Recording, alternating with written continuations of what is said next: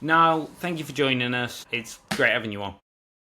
Thank you, Josh. It's great to be here, and hopefully we can get into the nuts and bolts of the problems in the game. Brilliant. So, to start with, what led you to founding Fair Game? What are the personal experiences that sort of shaped your belief that football needs reform? I think for me, one of the big things was uh, a moment of listening and a moment of hearing. So, I'll be honest, I'm an AFC Wimbledon fan, so I have that history that everybody knows about what happened, and I was elected onto the board of the Dons Trust, and I had some high ideas about what the Wimbledon should be looking to see what we could do from our experience and seeing what else we could do. So my remit at the time was uh, ethos and looking at what Wimbledon could do for that. And I went out and listened to other board members of other clubs. I used to be a sports journalist. I listened to sports journalists, and what came back was something I wasn't aware of. I was naive, and that was that the game had a real problem with governance and how the financial distribution wasn't really working. And and I had vague ideas about it and nothing really serious. And so it was really good to articulate that. And I spoke with the Football Sports Association at the time, and Ashley Brown gave some brilliant advice, and I've got a lot of respect for that organisation.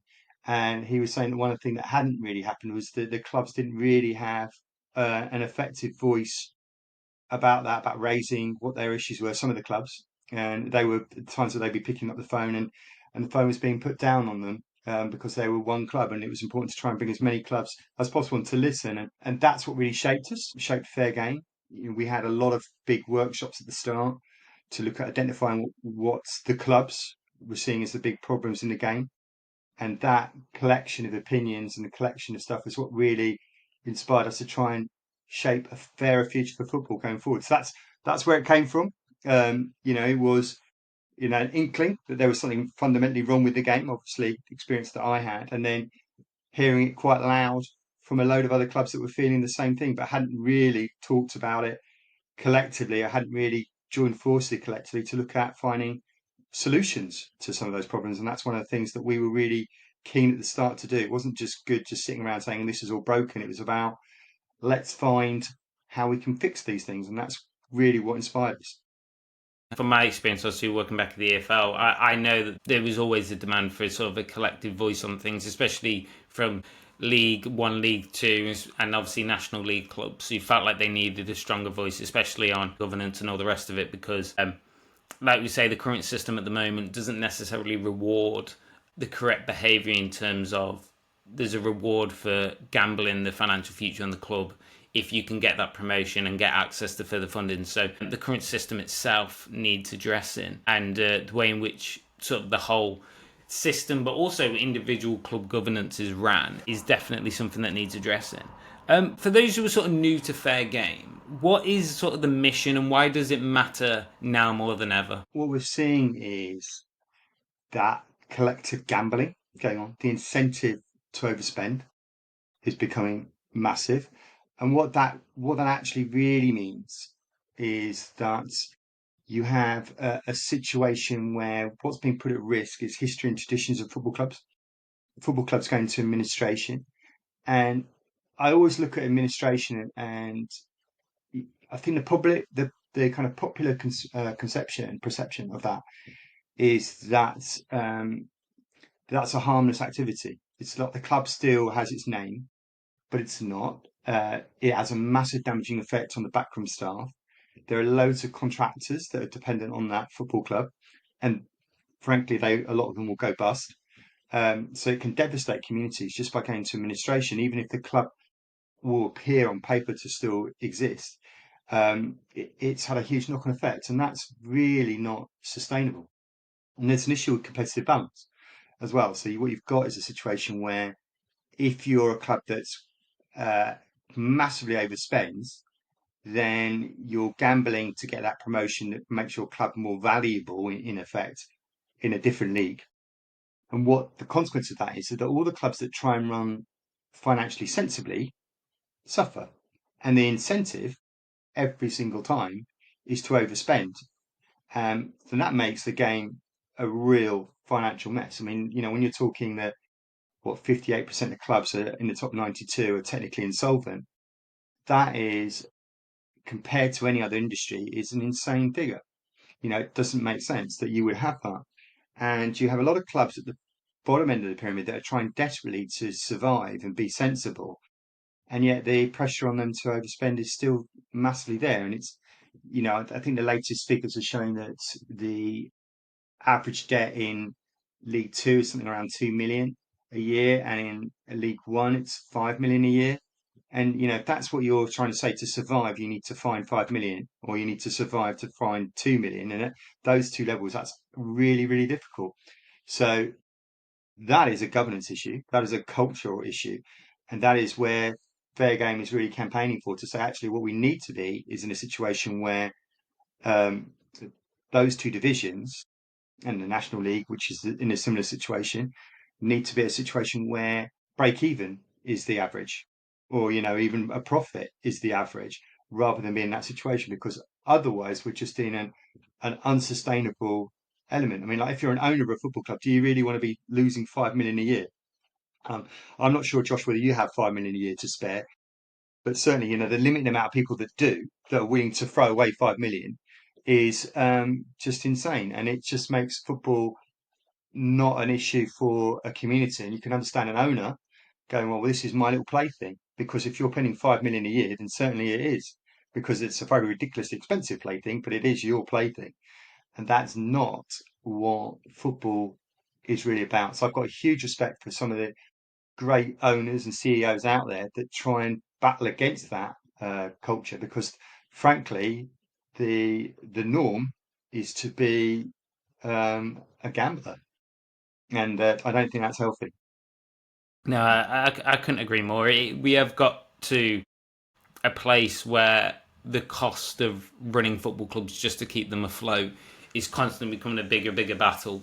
And, we're having to attract more and more. Before it was run by millionaires and billionaires and then almost state owned clubs, because that's the amount of capital that's required to keep these clubs afloat. So, in order to help battle all this, obviously Fair Game has been a big advocate for a new independent regulator to come into the game to help sort of control these issues and to bring in new regulations to make sure that this level of spending and overreaching can't be done anymore, so that it helps with this financial sustainability, but also other measures as well. Where is the independent regulator at? And do we think that it'll have the impact that we're hoping for? Apologies for taking you away from the podcast, but this will be really quick. We've launched our football business community. What that is everyone that's a guest on this podcast is part of this community. So if you would like to network with our guests, this is the place to do so. We have a live Q&A with every podcast guest on, so you can ask your questions rather than just listening to mine. If it's something that sounds interesting to you, there's a discount code in the description below. Use it, click the link, join the community. Right, that's all from me. Let's get back to the podcast. Hope is a great question on this one. In terms of the legislation, so on Tuesday, 8th of July is the third reading and the report stage of the bill, which basically means that it will clear the House of Commons that day, and that should be the last time that there will be any new amendments being put forward to the bill. So basically, when it leaves that day, that should be the final version. It then goes to the House of Lords, because there have been a few government amendments, and those government amendments will be checked by the House of Lords and put to scrutiny. But because the weight of support in the House of Lords should mean they pass, so you'd be looking at the collective Labour peers, Lib Dem peers, and some crossbenchers should approve those changes, and that should make it fairly safe that what we see leave the House of Commons is effectively the final version. So we're very close. There could be some delays. If they are, then it might stretch until September, but we're currently optimistic that we will be seeing a football governance bill become a football governance act in the next 2 or 3 weeks. And for Fair Game, that is the culmination of 4.5 years of very hard, extensive work, looking at what the clubs raised as their concerns and finding those solutions and trying to fix a few of the little gaps that we were aware of. And that's basically where we've been at. And it's been a long, hard process to get to where we are now. Do I hope it will achieve what it will do? The bill is in the best place it's been for a very long time. And it's basically about making sure that the regulator has the correct resources and is truly independent. That's the key. There's a lot of vested interest in football, and we need to make sure that that is kept out as much as possible, because we need to have those kind of proper independent assessments.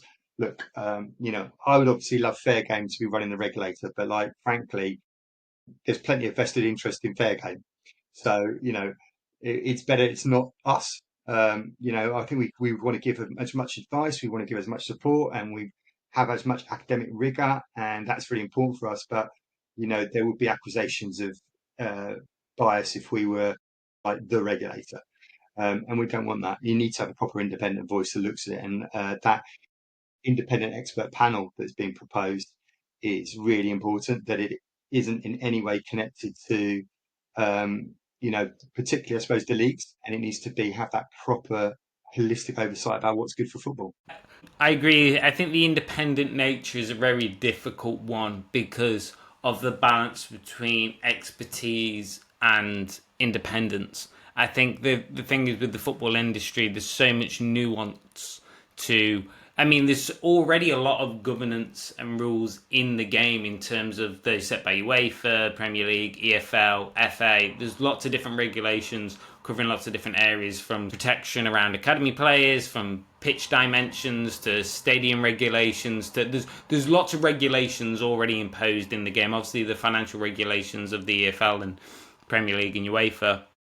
And, it'll be interesting to see how these new regulations help further strengthen what currently goes on in the game. Do we think that financial distribution is sort of like the key to all of this? Is if you got financial redistribution correct, would that solve a lot of the issues? Or is there a more wider cultural and governance and environmental and all these other aspects, EDI, are they just as important to get football going in the right direction? Or do we think if redistribution was done in a more fair and in a way in which didn't promote this gambling culture of promotion, do we think that a lot of the issues that we currently see would sort of fall away? Yeah, I think the two, firstly, are massively interlinked. And I think you need to have a way of linking the both, because a lot of things that create long-term sustainability at a football club involve some of those other elements. Like, if we took ED&I, right, if you actually have a football club that is fully inclusive, then you're creating a welcoming environment to the whole of your local community rather than just segments of it. And in terms of just purely financially, in terms of footfall into your club shop and marketing and using your stadium 24/7, that makes it a much more appealing and financially viable option. So that's just on ED&I. On environment, if you looked at the amount of grants and the amount of stuff that are available to a club in terms of taking environmental measures, then that is also another way of looking at financial security. Equally, obviously, the drift is towards being more environmentally friendly. You'd be looking at a long-term vision would be to be more an environmental football club, because that's where society basically needs to go. So just on those two. But on the bigger issue about financial distribution and the gambling culture and how the money goes, there is a fundamental problem in how the distribution works between the divisions anyway. And that's where you have the gambling bit about trying to overspend to make that next level. So the only gaps between divisions that we've seen as being vaguely sustainable, and it's not necessarily vaguely, hugely sustainable, is between League One and League Two. And the difference in distribution there is 3-2 as a ratio. Right, that is not the case in any other division. It's nowhere near that. So, between the Championship and League One, it's around 8-1. I think between the Premier League and the Championship, we all know that's ridiculous. It's around 10-1. And those sort of differences are just too big. And so you need to be looking towards trying to rebalance that. Now, what that effectively would mean is more money going down the pyramid. Now, the argument in the Premier League, and it's a very legitimate argument, is that if you do that, then it all gets wasted on, well, not wasted, but spent on players' wages and transfer fees. So, which causes a player wage inflation, which doesn't really necessarily tackle the underlying problem of financial sustainability. So, a financial distribution model also needs to look at a ring fencing element of a portion of that finances being put towards long-term sustainability projects, which can mean stadium infrastructure, community investment in academies, women's teams, ED&I programs, definitely community programs, because that's all about making your club long-term sustainable. So having that element of ring fence funding into those what we would call good causes is actually essential, because that's what makes a club being able to stand on its own 2 feet and reach that nirvana of a football club not losing any money a year. That's where we need to be looking at. If we can incentivize clubs to doing that, which also means there should be a qualifying standard for the distribution. So effectively, if you're a club that isn't technically insolvent, then what you should be doing is that club should be being rewarded and actually getting more of the share of that money. Because as soon as you have CFOs across the entire the football pyramid going, hold on, if I become financially sustainable, if I become technically solvent, I'm actually going to get more money. At that point, your CFO is going to be saying, well, actually, it makes sense to be financially solvent. And at the moment, that is not the case. That is the complete opposite is true, which is overspend, and you might get that ability to get into another league. Your club value goes up, therefore you can sell and make more money. The trouble is that there's only 3 clubs that go up every year, unless you're in League Two, and then that is not sustainable. So you're unlikely to be one of those 3 clubs, which means you're going to lose loads of money. We need to look at this rewarding culture, and we need to look at making sure that it doesn't just go on players' wages or transfer fees. That's where I think the financial distribution is absolutely essential to that. And we've been working really hard on developing a new model for that and taking good soundings from clubs across the pyramid to say, right, okay, well, what would that look like? How do we do that? And looking at balancing that with academic research on what is the financial distribution model, what should it look like? And we're I don't know, a good halfway through that process, and we'll be looking to expand that and trying to get something that we can present to a regulator in the autumn this year. That's where we're at, and we're very keen to hear from clubs who want to get involved in that conversation to make sure that we present something that is endorsed by a lot of people, and that's really what we're at. It's having those realistic solutions that could help solve the problems of the game, and that's the process that we're working on right now. Where does the index fall within all this? Because obviously the Fair Game Index is one of the biggest publications of research on football sustainability and how football is run behind the scenes. The last 2 years, of the last 2 publications, it's got a lot of media and press coverage around highlighting those clubs that are running in a way in which is more sustainable, and best practices on how clubs can operate sustainably if they choose to invest the money in doing so. In terms of the sort of financial redistribution and rewarding well-run clubs, is this the vision of what the Fair Game Index should be, or is the Fair Game Index closer to the state of game report that the independent regulator is looking at doing once it comes in? Where does the index sit, or is it just simply a tool in which helps inform clubs about how they're performing off the pitch? So the Fair Game Index is first, it's on constant. We're about constant improvement. So whatever we do this year, we will try and make sure that it's even better next year. There's certainly a significant improvement on the measures that we did last year. We've taken lots of soundings through conversations with the DCMS and the shadow regulator now, the independent regulator, on what should be covered in it and what are the kind of issues that are likely for clubs to need going forward. So the index this year is in a large way a judgment about whether football clubs are ready for a regulatory regime. How close are they? Because we have taken into 7 strands this year, and those 7 strands very much reflect the thinking of the regulator, both in their State of the Game report and also, remember, a new governance code.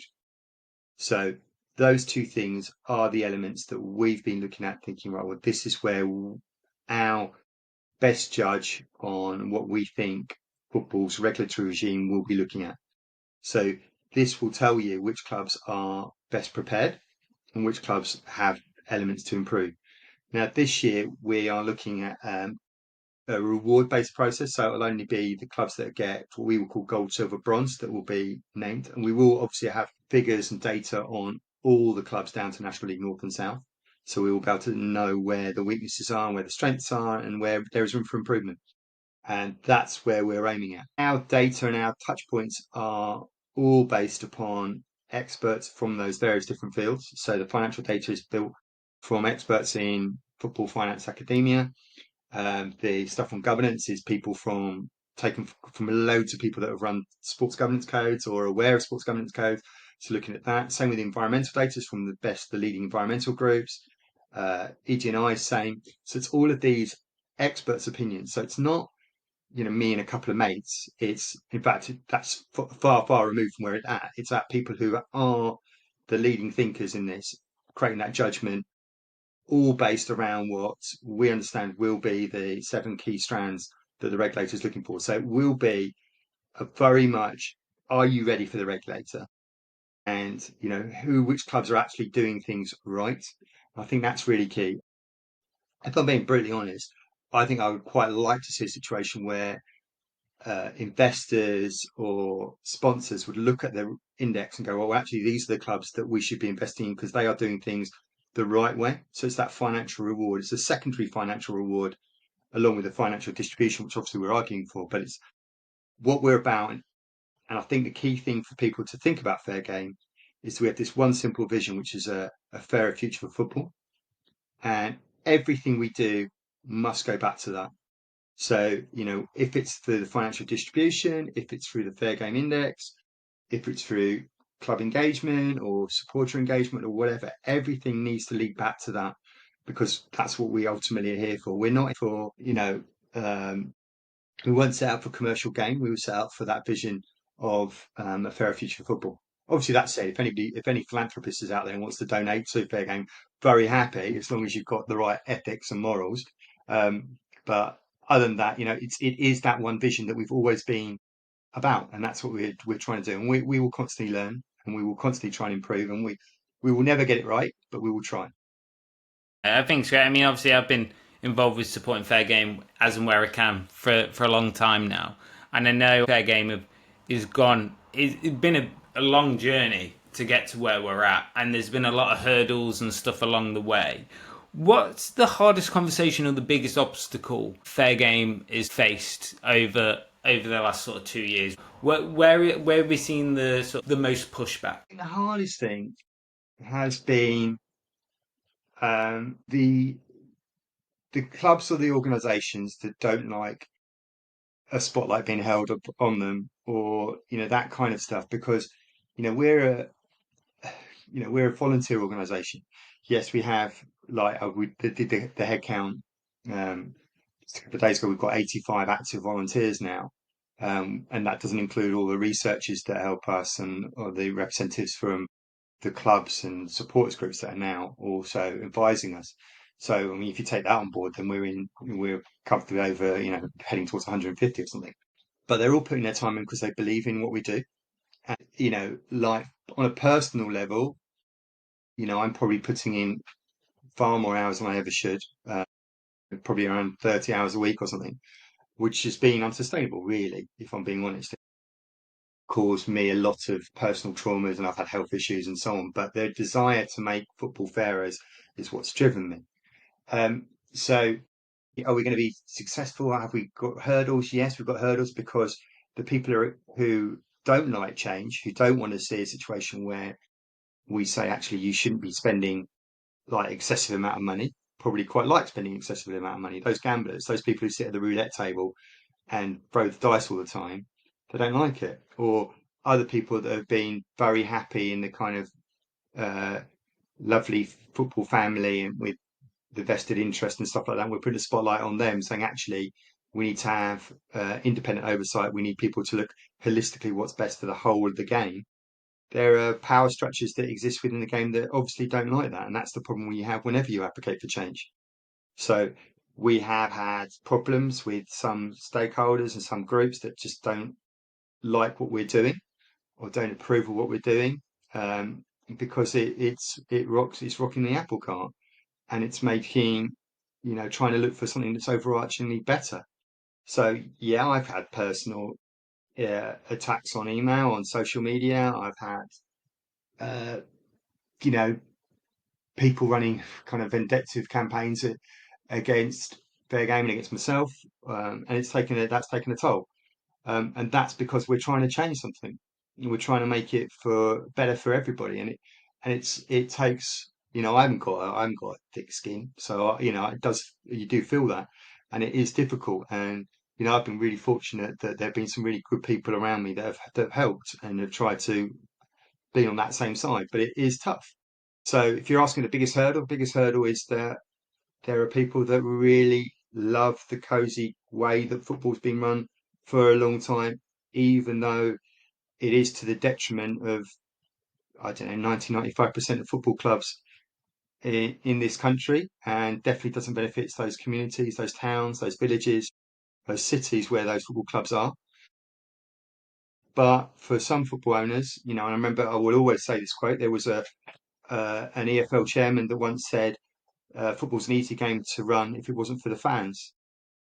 And you get that sense, if it's just seen as playthings for the multimillionaires and billionaires of this country, and our fair game to some extent is going against some of those people, then frankly they're not billionaires or multimillionaires for no reason. They're very powerful and influential, and I'm just sitting here with my fair game's wonderful team of volunteers, um, who are quite susceptible to that sort of pressure, and that's really hard.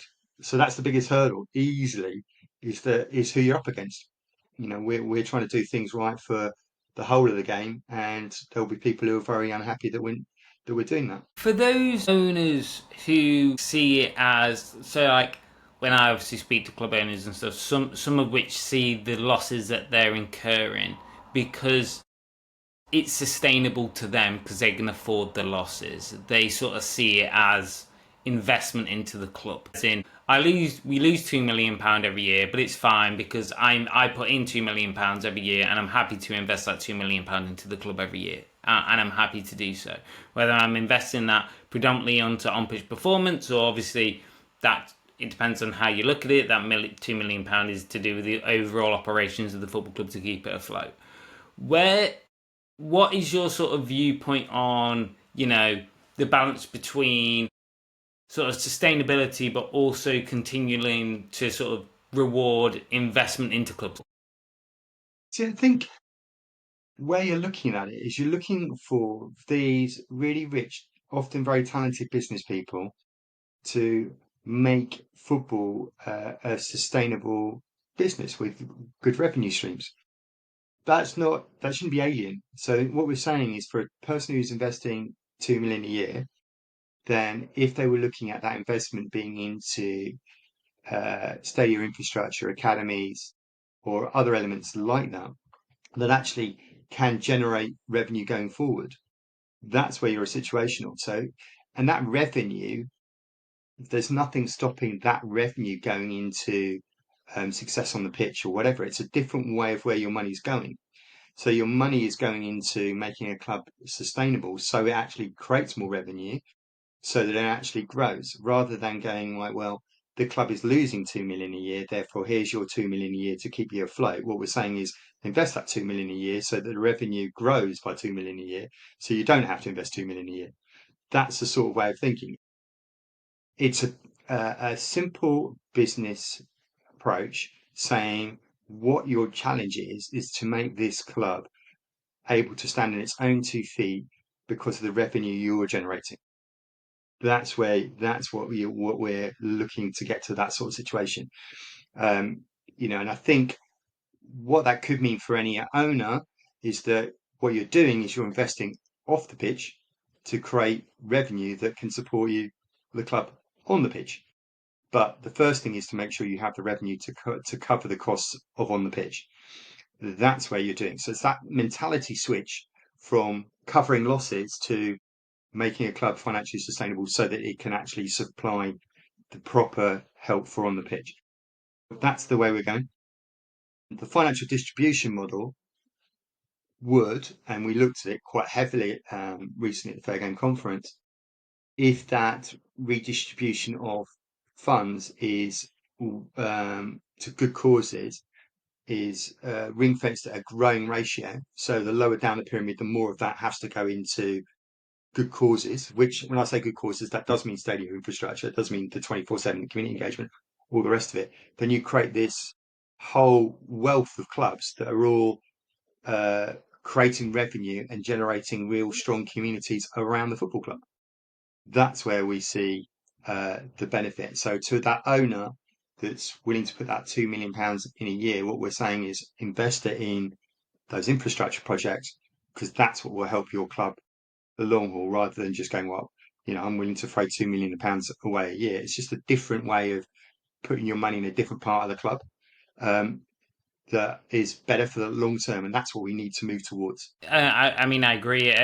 You mentioned the Fair Game Conference there, and I was fortunate enough to lead two of the workshops, one in which was on academy player funding, and I know you have Fair Game has a really strong relationship with the Union of European Clubs and the new model in which they're suggesting for that. What are your thoughts? Because I know that there's not a movement, but clubs are now, as they continue to get more pressure financially with not just the way in which they're spending on players, but obviously inflation in all areas, from their gas, light and electric to just general inflation that they've seen, which is impacted everyone, not just football clubs. A lot of clubs are now in the position of considering closing their academies. I mean, we're sort of at almost like a fork in the road where we could see a lot of academy closure across the English football pyramid. How do you think this new model of funding of academies will help resolve these issues? I think that's the bit where it needs to be ring fenced. So I think you need to be in a situation where a club can afford, or actually has money set aside to pay for that academy and run that academy, so that it's not seen as a lost leader almost, or like something that she's not even a lost leader, because a lot of academies lead to player sales and so on. But the short-term cost of an academy is the bit where clubs are looking at it and going, well, how can I survive my year-to-year bottom line? So an academy is basically something that's got something like a 5 to 10 year lag in terms of making profit, because that's when you lead to your player sales. So, and it's not always seen as that connection. So a lot of clubs do, but not all clubs. So if you're looking at your cuts, then you can see how it's really easy for your CFO to be sitting there looking at the balance sheet and going, well, how do we break even? Oh, look, we've got this £1 million a year or whatever it is being spent on academies. Big red line through that, we save 1 million a year. But actually what it means is that in 5 years' time, they've got no players to sell because they haven't come through. That's the kind of attitude you need to look at. So where we need to be in a situation of is that ring fenced money towards the academy is kind of bypassing the CFO and saying, well, actually, you've got this £1 million. Here it is. It's coming from your distribution deal that's going to pay for that academy. It's completely separate from any extra cost that the club has, but it's there as almost a free gift. That's where we need to be in that situation, because that will then secure that academy and help that long-term sustainability of the club. So these kind of ring-fence elements are what needs to happen, because otherwise we're going to lose quite a lot of academies, because frankly, on a day-to-day basis, looking at the cost of an academy, and any one of us could look at a spreadsheet and go, right, well, look, I've got to lose some costs. Where are my easy red lines that are going to affect my year end? And an academy, a women's team, subscriptions to certain organisations, all of that are like your easy red pens. You put those red lines for all of those because that's the easy option. And for the pressure on a club to do that is immense, because the reality is to compete on the pitch. Buying your second or third choice left back is increasingly going to be more important in the views of fans and that short term success than maintaining an academy team or a women's team or a community project or whatever. Those are the things that are naturally going to be the first to go. And until you have ring fence funding for those areas, then that's the direction of travel. We've seen lots of women's teams being closed in recent years. We've seen academies closing. And my sense, until we have an overall distribution deal that looks at those sort of elements and that ring fencing, then that's going to be the long term direction of travel. And it makes financial sense in the short term. Yeah. That's the reality. I think that is the issue that a lot of clubs are facing. I've heard a lot of people sort of quote around, there's 92 academies don't necessarily make sense in football because of the opportunities that the players will have. But I think if you look wider afield in terms of international markets, there's no reason why every professional football club shouldn't have an academy operational in this country. And I feel like that's where a lot of football fans would far much prefer, because as well, the section between a club and its fans. Every football fan across the country, every club has chance for those players who come from the area in which the club is based. One of our own is one of those songs that is sort of sung throughout all the stadiums in English football because of fans want to see it. Fans want to see local people, local lads and women for the women's game given a chance to represent their club. And I think the more academies that are closed, it's not just a case of those clubs can't sell on the players. It leads to a further disconnect to the fans as they can't relate to those players on the pitch. And I think that's also really important. You also mentioned women's football there. It's not detailed in the independent regulator, its sort of coverage, but it will have an impact. So how do you think that the independent regulator should manage the women's game sort of short-term, long-term as it comes in? Yeah, I think the first thing to understand is that the women's game is very different to the men's game. And there are significantly different problems in the women's game than there are in the men's game. And it's something that, again, I was very naive about and made the assumption early on that they were really similar, and they're not. And I was proved quite massively wrong.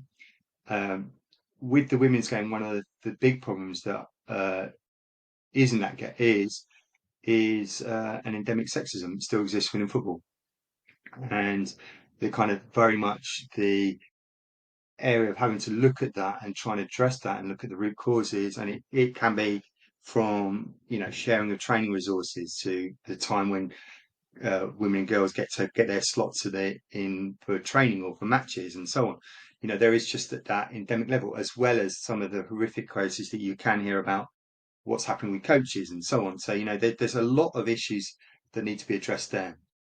On the kind of more traditional football problems, you've got a lot of women's teams that are either so intrinsically involved in the men's team and the men's setup that it's really difficult to judge what is profitability and what isn't, and what is sustainable and what isn't. One thing that is very noticeable is that the number of independent women's teams that aren't connected to a men's team are falling massively, and it's very, very, very hard for a women's team that's not connected to now Premier League team to thrive. So you are seeing a slow, not slow, quite quick overhaul of how the women's game looks. It does, in my sense, my feeling, need a regulator, needs some sort of actual control and looking about how you can make sure before we get into embedding a lot of the problems that exist in the men's game. But as I said before, there are a whole load of other issues in the women's game that need to be fundamentally addressed. And that, in a way, is bits where the regulator can touch a bit on that endemic sexism and look at that. And that's where ED&I does become an important part of it, because, the experience that you're seeing is you can see why a lot of women are put off having anything to do with the men's team. And you increasingly see people who would see themselves as a fan of women's football as opposed to men's football, because there is that divide, and we really need to look at how we address that and how it becomes more unified. I would also say that I am very far removed from being the expert in being able to define what that looks like. I'm aware of people that do, that have got a far better understanding and grasp of it. All I would say is that it definitely there is an issue that needs to be addressed, and it does need to be taken seriously because it is the number one growing sport in the UK. And we need to look at making sure that that is protected and that it is run effectively and efficiently and doesn't encounter any of the problems that are in the men's game and solves the problems that exist at the moment. So, I'd love for it to be taken more seriously. I think in terms of the scope of the regulator, there is a potential for the regulator to look expanding, would come from the Secretary of State. The Secretary of State to say that the regulator now needs to look at the women's football, and then overnight the regulator would have to start looking at women's football. But there are so many other issues and so much consultation that needs to happen to make sure that when that occurs, that it does look at the right issues and puts the right amount of resources into addressing it. So, yeah, I think it needs a regulator. Yes, I do think it's really important. When it will happen, I don't know. Who are the right people to do that? There are brilliant people out there, but we need to grasp that and fairly soon, in my opinion. Yeah, I completely agree. For those who, as we come to wrap up here, for those who have listened to what you said today and seen other things involved with Fair Game, what is the best way that they can support Fair Game? How do they get involved if they want to volunteer? How do they donate? How can people sort of get involved and support Fair Game moving forward? So if you go to our website, fairgameuk.org, there is a support us button that will give you examples of the current volunteer roles that are available. There's a donate button on there as well. And then obviously you can follow us on all the various social media channels at Fair Game UK. So that's really useful. And if you wanted to email me directly, you can do. I'm niall.cooper@fairgameuk.co.uk. And you can, interact with us. We are about constant improvement, so we will be doing things that are probably wrong or could be better. And we're very keen to get people's views on how to do that and to look at how we can solve some of the big problems within the game. We're not perfect, and if you've got stuff and energy and time to get involved, then we would fundamentally encourage you to do so. It's about that vision. If you're up for a fairer future for football, then we're really keen to have you on board and help us deliver that. That's great. For those who have made it this far in the conversation, thank you for listening. For those who thought that this podcast wasn't long enough, we also do a private Q&A where you can join the conversation, ask your own questions, and get to network with leading experts across the football industry. Our session with Niall will be running on Thursday, the 10th. So there'll be more details in the link below. But if you click that link, join us, network with myself and Niall. We really look forward to seeing you there. Niall, thank you so much for joining us today. It's been really insightful hearing everything that Fair Game's done. It's going to have such a big impact on the game. It already has already, but with the new independent regulator coming in and the momentum behind it, I'm sure that with the support of all the Fair Game clubs, all the MPs, all the volunteers, and obviously yourself as well, Fair Game can have a really positive impact on the game moving forward. So thanks again for your time. Thank you, Josh, and thank you to all the listeners. Thank you.